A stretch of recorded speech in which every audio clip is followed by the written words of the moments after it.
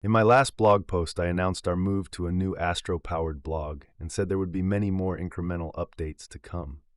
Today, we're going to look at some of the changes that have landed over the past few weeks.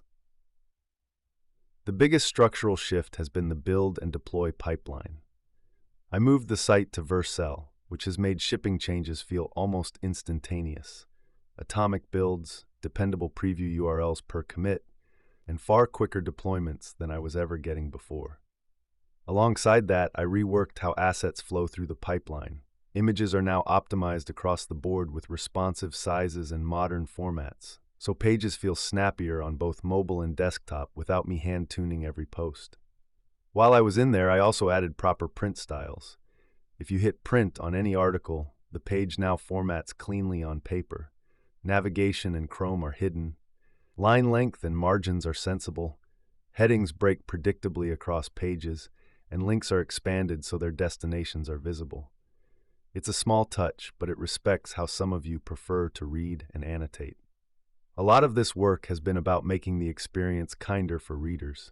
There's now a functioning newsletter. Subscribe and unsubscribe are handled cleanly via Buttondown, so if RSS isn't your thing, you can still get new essays in your inbox without friction. I've also added a dyslexia-friendly reading option using the OpenDyslexic font. It doesn't change the voice of the writing, but it does soften the edges of the reading experience for those who need it. Under the hood, I tightened up categories and tags. The taxonomy is more consistent, slugs are predictable, and the site organizes itself more intelligently, both for humans browsing and for machines indexing. On the authoring side, my workflow is now fully aligned with Obsidian+Git. Front matter stays neat thanks to linting rules, templates keep new posts uniform, and version control means drafts, edits, and fixes don't get lost to the void. In the spirit of that openness, I've also open-sourced the blog's Markdown posts. You can read, diff, or learn from them here. If you're curious how the content is shaped before it becomes a page, that repo is the living archive. The most visible change, though, is audio. I've built a new pipeline that uses OpenAI-TTS to automatically generate MP3 audio for every post, and I added a player that respects how different people like to engage.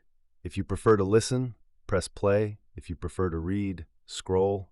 And if you like doing both, there's a mini player that docks to the bottom of the screen and politely follows as you move through the essay. Those auto-generated MP3s also feed into a proper podcast RSS, which is already being picked up by external services.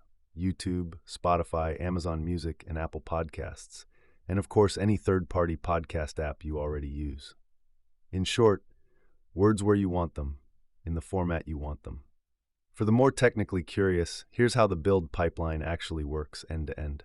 I write the post in Obsidian, lint and format it, then commit and push. That push triggers a Vercel deploy hook via GitHub action, which pulls the front end plus the content submodules, posts, authors, series, categories.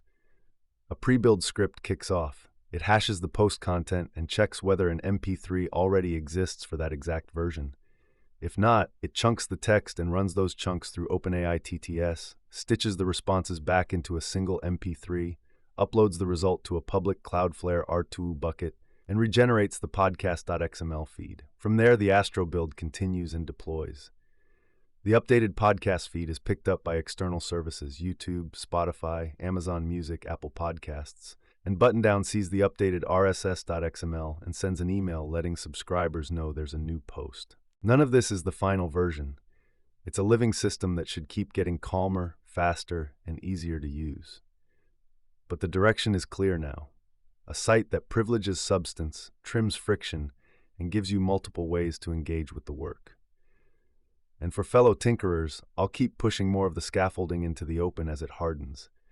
And if I ever overcome the commit shame I feel for my code repo, I may also open source that too someday.